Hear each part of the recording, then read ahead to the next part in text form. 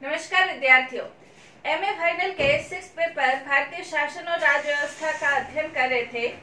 इसके अंतर्गत आज हम न्यायिक सक्रियतावाद के बारे में अध्ययन करेंगे। न्यायिक सक्रियता वर्तमान समय आधुनिक समय में हम कह सकते हैं एक नवीन अवधारणा है। न्यायिक सक्रियता, जब न्यायालय सक्रिय रूप से कार्य करने लग जाए तब उसे न्यायिक सक्रियता कहते हैं। क्या न्यायालय सक्रिय रूप से कार्य नहीं करते? न्यायालय सक्रिय रूप से कार्य करते हैं, लेकिन अपनी भूमिका में और ज्यादा आगे बढ़ते हुए सकारात्मक, रचनात्मक, उत्साहवर्धक, लोक कल्याणकारी, सार्वजनिक हित में जब न्यायालय अपनी भूमिका का निर्वाह और ज्यादा करने लगते हैं तो हम उसे न्यायिक सक्रियतावाद के नाम से जानते हैं। न्यायिक सक्रियता को न्यायिक गतिशीलता भी कहा जा सकता है। न्यायिक सक्रियता का यदि हम इस अवधारणा का विकास देखें तो अमेरिका के अंतर्गत न्यायिक पुनरावलोकन की अवधारणा है। न्यायिक पुनरावलोकन की अवधारणा के अंतर्गत जनहित मुकदमे के अंतर्गत न्यायिक सक्रियतावाद की अवधारणा का प्रादुर्भाव हुआ या इसका उत्पत्ति हुई अपन कह सकते हैं। इसका सर्वप्रथम प्रयोग अमेरिका के ही ऑथर्स एल्पिंगे के द्वारा किया गया था 1947 के अंतर्गत। भारत के अंतर्गत यदि हम देखें तो भारत के अंतर्गत 3 दशक तक यानी कि 1970 तक न्यायालय अपनी परंपरागत अवधारणा के आधार पर ही कार्य करते थे। यानी कि न्यायालय की जो भूमिका थी वो इस संदर्भ में थी कि कोई भी व्यक्ति अपने अधिकारों की रक्षा के लिए न्यायालय में शरण लेता था और न्यायालय कानून की सीमाओं में रहते हुए कानूनी हित के अंतर्गत वो उसका मुकदमे के संबंध में अपने निर्णय देता था। लेकिन 1970 के दशक के बाद कुछ ऐसी परिस्थितियां चेंज हुई जिसके बाद न्यायालय सक्रिय रूप से कार्य करने लगे। इसके अंतर्गत 1970 के अंतर्गत यदि हम देखें तो इसमें न्यायिक सक्रियता के अंतर्गत जो व्याख्या की उसके अंतर्गत जो न्यायाधीश थे जैसे कृष्णा स्वामी है, भगवती है, रेड्डी है और देसाई है, ये जो 4 न्यायाधीश थे 1970 के बाद न्याय के क्षेत्र में गतिशीलता की अवधारणा की भूमिका के बारे में इन्होंने व्याख्या प्रस्तुत की। यानी कि जब न्यायालय अपने कार्य क्षेत्रों से भी आगे बढ़कर सिर्फ कानूनी सीमाओं के अंतर्गत रहते हुए कार्य नहीं करे, बल्कि सामाजिक हित के दृष्टि से, न्यायिक हित की दृष्टि से भी जब कार्य करने लग जाए तो उसे न्यायिक सक्रियतावाद कहा जा सकता है। न्यायिक सक्रियतावाद के अंतर्गत हम ये भी कह सकते हैं कि भारत के अंतर्गत जैसे संविधानवाद को लागू किया गया है, संवैधानिक सरकार की अवधारणा को लागू किया गया है। संवैधानिक सरकार की अवधारणा का तात्पर्य ये होता है कि सरकार के जो 3 अंग है, कार्यपालिका, व्यवस्थापिका और न्यायपालिका, सरकार के तीनों अंग अपने अपने क्षेत्र में रहते हुए कार्य करे तो ये संवैधानिक शासन यानी कि मर्यादित शासन की व्याख्या कही जा सकती है। लेकिन जब ये जो कार्यपालिका है, व्यवस्थापिका है, अपने संवैधानिक सीमाओं में रहते हुए कार्य नहीं करे और इस संदर्भ में जब न्यायपालिका को अपनी भूमिका निभानी पड़े और उनको ये कहना पड़े कि आप अपना कार्य करें या जो आप कार्य कर रहे हैं वो संवैधानिक सीमाओं के अंतर्गत नहीं है, तो ये न्यायिक सक्रियतावाद के अंतर्गत हम कह सकते हैं। भारत के अंतर्गत न्यायिक पुनरावलोकन है। न्यायिक सक्रियतावाद को कुछ विद्वान ये भी मानते हैं कि ये न्यायिक पुनरावलोकन का अगला चरण है। न्यायिक पुनरावलोकन की जो अवधारणा है भारत के अंतर्गत, संविधान के अंतर्गत यदि हम देखें तो अनुच्छेद 13, अनुच्छेद 32, अनुच्छेद 226, 226 के अंतर्गत न्यायिक पुनरावलोकन के बारे में कहा गया है। लेकिन न्यायिक पुनरावलोकन का तात्पर्य कार्यपालिका, व्यवस्थापिका को अपनी संवैधानिक सीमाओं में रहते हुए कार्य करना है और यदि वो संविधान का अतिक्रमण करे तो उनके कार्यों को, कानूनों को अवैध घोषित करने की जो शक्ति है वो न्यायिक पुनरावलोकन शक्ति कहलाती है।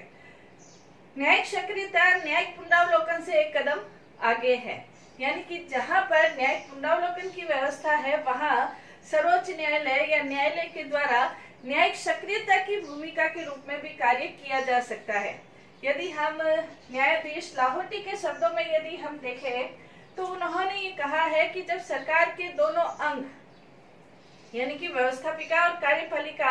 अपना कार्य नहीं करते हैं तो न्यायपालिका को सक्रिय होना ही पड़ता है। अगर हम एक लाइन में कहना चाहे कि न्यायिक सक्रियता क्या है, जब न्यायपालिका सार्वजनिक हित में लोक कल्याण के लिए अपनी कानूनी सीमाओं से ऊपर उठकर जब कार्य करने लग जाए तो उसे न्यायिक सक्रियता के नाम से जाना जाता है। इसकी यदि हम आशय देखें, न्यायिक सक्रियता का क्या आशय है, तो इसके अंतर्गत हम कह सकते हैं संविधान, कानून और अपने दायित्वों के प्रसंग में कानूनी व्याख्या से आगे बढ़कर सर्वोच्च न्यायालय या न्यायालय संविधान, कानून और अपने कानूनी दायित्वों के प्रसंग से कानूनी व्याख्या से आगे बढ़कर सामाजिक आर्थिक परिस्थितियों और सामाजिक आर्थिक न्याय की आवश्यकता को दृष्टि में रखते हुए संविधान और कानून की रचनात्मक व्याख्या, कानूनी व्याख्या नहीं, संवैधानिक व्याख्या नहीं, बल्कि रचनात्मक व्याख्या करते हुए जन साधारण के हितों की रक्षा के लिए जब निरंतर प्रयत्नशील रहती है तो उसे न्यायिक सक्रियता कहा जा सकता है। यानी कि जब न्यायालय के द्वारा जन कल्याण के लिए, जनता के हित के लिए, सामाजिक आर्थिक न्याय की स्थापना के लिए जब अपनी कानूनी सीमाओं से आगे बढ़कर जब कार्य किया जाता है तो उसे न्यायिक सक्रियता कहा जा सकता है। न्यायिक सक्रियता के भारत के अंतर्गत यदि हम उदय देखें तो भारत में इसके उदय के अनेक प्रकार के कारण हम कह सकते हैं, अनेक प्रकार के जो तत्व है, सहायक तत्व है, उन्होंने न्यायिक सक्रियता का उदय करने में, विकास करने में अपनी महत्वपूर्ण भूमिका निभाई है। जिसके अंतर्गत पहले हम कह सकते हैं जनहित अभियोग के अंतर्गत हम कह सकते हैं कि जनहित से संबंधित अनेक प्रकार के अभियोग न्यायालय के अंतर्गत दायर किए गए। एनजीओ के द्वारा, सामाजिक कार्यकर्ताओं के द्वारा, समाज सेवकों के द्वारा कुछ जनहित अभियोग दायर किए गए। यानी कि अब पहले जो न्यायालय की भूमिका थी वो ये भूमिका थी कि जो व्यक्ति है वो न्यायालय में जाकर अपने मुकदमे दायर करके अपने अधिकारों की रक्षा करने से संबंधित न्यायालय में याचिका दायर कर सकता था।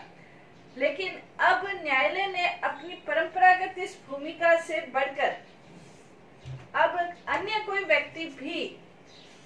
चाहे वो वर्ग हो, चाहे समुदाय हो, इसके हित के संबंध में भी न्यायालय में लिखित वाद प्रस्तुत कर सकता है। यानी कि वो व्यक्ति जो कि पीड़ित है उसका स्वयं जाकर न्यायालय में वाद प्रस्तुत करना आवश्यक नहीं है, अन्य कोई व्यक्ति के द्वारा भी वाद प्रस्तुत किया जा सकता है। यानी कि इसका यदि हम देखें, उदाहरण देखें जनहित अभियोग का, तो इसके अंतर्गत भागलपुर कैद का एक मामला था जिसके अंतर्गत कई कैदी बिना किसी अपराध सिद्ध हुए वहां पर भागलपुर कैद खाने में, कारागार में रह रहे थे। तो एक समाज सेविका थी, उन्होंने श्रीमती हिंगारकी करके एक समाज सेविका थी, उन्होंने एक याचिका प्रस्तुत की, जनहित याचिका प्रस्तुत की उन कैदियों के संबंध में। तो उस संबंध में सर्वोच्च न्यायालय ने ये निर्णय दिया था कि यदि उनके ऊपर कोई मुकदमा, क्योंकि वो ऐसे कैदी थे कि न तो वो कोई जमानत दे सकते थे, न वो अपने लिए वकील रख सकते थे, और उनके ऊपर जो अपराध है वो भी सिद्ध नहीं हुआ था। तो ये जब याचिका दायर की गई थी तो सर्वोच्च न्यायालय ने ये निर्णय दिया था कि ऐसे किसी भी व्यक्ति को बिना मुकदमा चलाए कारागार में यदि रखते हैं तो उन्हें कानूनी सहायता की 18 माह से अधिक नहीं रख सकते, कानूनी सहायता की उन्हें सुविधाएं प्रदान की जाए, और जमानत पर ऐसे प्रयास किए जाए कि जमानत पर उन्हें रिहा कर दिया जाए। तो इस तरह के जनहित मुकदमे जब आने लगे तो न्यायिक सक्रियता बढ़ने लगी। जनहित मुकदमे जैसे रेलवे पटरियों पर रहने वाले लोगों से संबंधित जनहित मुकदमे हैं, या हम कह सकते हैं उत्तर प्रदेश के अंतर्गत एक चमारों से संबंधित मुकदमा भी था जिसके अंतर्गत जो चमार थे उनको न्यूनतम मजदूरी भी प्राप्त नहीं हो रही थी ठेके प्रणाली के अंतर्गत। सर्वोच्च न्यायालय ने ये निर्णय दिया, इसके अंतर्गत जब जनहित याचिका से संबंधित मुकदमा हुआ तो सर्वोच्च न्यायालय ने ये निर्णय दिया था कि इनके न्यूनतम मजदूरी की व्यवस्था तो की जानी चाहिए और इसमें सरकार के द्वारा पहल की जानी चाहिए और इस संबंध में एक आयोग का भी गठन किया जाना चाहिए। तो ये जो विभिन्न प्रकार के जनहित मुकदमे हैं, इससे न्यायिक सक्रियता का उदय हुआ। अब जो न्यायालय है वो अपनी परंपरागत जो भूमिका की मुकदमे हो और उसके ऊपर कानूनी निर्णय दिए जाए, इससे आगे बढ़कर जब जनता के हित में, लोक कल्याण के हित में अपनी भूमिका जनहित मुकदमों के कारण निभाने लगा तो न्यायिक सक्रियता का विकास हुआ। दूसरा हम कह सकते हैं कि राजनीतिक दलों और दलीय नेताओं का जो आचरण है, राजनीतिक दलों और दलीय नेताओं का आचरण, इसके अंतर्गत कहा जा सकता है कि राजनीतिक दल और दलीय नेता का जो वर्तमान समय कुछ एक में ये आचरण रहा है कि खूब जोर शोर से नारे देते हैं, सामाजिक आर्थिक न्याय के लिए खूब लंबे चौड़े भाषण करते हैं। सामाजिक आर्थिक न्याय, ऐसा लगता है कि जैसे सामाजिक आर्थिक राजनीतिक जो न्याय है वो कल ही इनके द्वारा प्रदान कर दिया जाएगा, लेकिन वास्तविकता बिल्कुल इससे उलट होती है। तो नेताओं के द्वारा जब इस प्रकार का आचरण अपनाया जाता है और जनता को फिर राजनीतिक क्षेत्र में जब जनता को निराशा हाथ लगती है, ऐसे समय में न्यायालय के द्वारा सामाजिक आर्थिक राजनीतिक न्याय स्थापित करने के लिए जो कार्य किया जाता है तो उसके कारण न्यायिक सक्रियता को बढ़ावा मिलता है। इसके अंतर्गत यदि हम इसके अंतर्गत जैसे हरियाणा के अंतर्गत बंधुआ मुक्ति मजदूर बनाम हरियाणा सरकार, इस तरह का एक मुकदमा था जिसके अंतर्गत पत्थर की खदानों में काम करने वाले मजदूरों से संबंधित एक मामला था और उसमें जनहित याचिका के अंतर्गत ये याचिका दायर हुई और जब न्यायालय के द्वारा स्वयं आगे बढ़कर इसके संबंध में सरकार को एक आयोग गठित करने के निर्देश दिए और उस आयोग का जब जांच में ये पाया गया कि ये जो पत्थर की खदानों पर काम करने वाले मजदूर है, इनको वास्तव में जो मजदूरी है वो बहुत कम मिलती है, तो न्यायालय ने ये कहा कि ये अनुच्छेद जो 23 है इसके अंतर्गत जो शोषण के विरुद्ध अधिकार है, तो ये जो मामला है बेगार प्रथा के अंतर्गत ही आता है कि बहुत कम, न्यूनतम मजदूरी से भी कम मजदूरी मिलना। तो सर्वोच्च न्यायालय ने यह निर्णय दिया जिसके अंतर्गत न्यूनतम मजदूरी को निर्धारित किया गया और जो बंधुआ मजदूर है उनकी स्थिति सुधारने के लिए भी निर्देश दिए गए और इनके लिए आवश्यक कार्रवाई करने के लिए भी सर्वोच्च न्यायालय के द्वारा निर्णय दिए गए। तो कहने का तात्पर्य कि इनके आचरण को निर्धारित करने के लिए भी न्यायालय को अपनी भूमिका निभानी पड़ती है। इसके अलावा विधायी और कार्यपालिका संस्थाओं की जो अक्षमता है उसके कारण न्यायालय अपनी भूमिका निभाने लगता है। विधायी जो क्षेत्र है, विधायिका है, जनप्रतिनिधि है, वो अपना कार्य नहीं करते, कार्यपालिका के जो अधिकारी है वो कार्य नहीं करते। उनका प्रमुख कार्य सामाजिक आर्थिक राजनीतिक न्याय लागू करना है, लेकिन यदि उस अनुसार कार्य नहीं किया जाता है तो न्यायालय के द्वारा फिर विवेक संवत उत्तम और न्यायपूर्ण वो अपना कार्य करे। इस संबंध में न्यायपालिका के द्वारा विधायी और कार्यकारी जो अधिकारी है उनको निर्देश दिए जाते हैं कि आप इस संबंध में कार्य करें। तो जब अक्षमता होती है तो न्यायालय सक्रियता पूर्वक कार्य करने की दिशा में आगे बढ़ते हैं।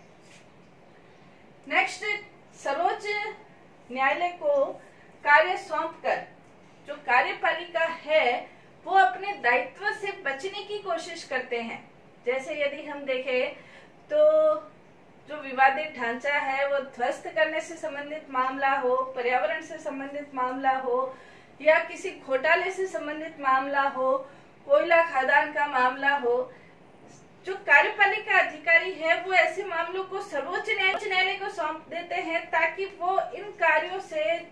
जो भी जनता की मान लो असहमति है या नाराजगी है उससे खुद को बचा सके। या आतंकवाद की जैसे घटनाएं हैं या अन्य कोई घटनाएं हैं तो सरकार के ऊपर यदि कोई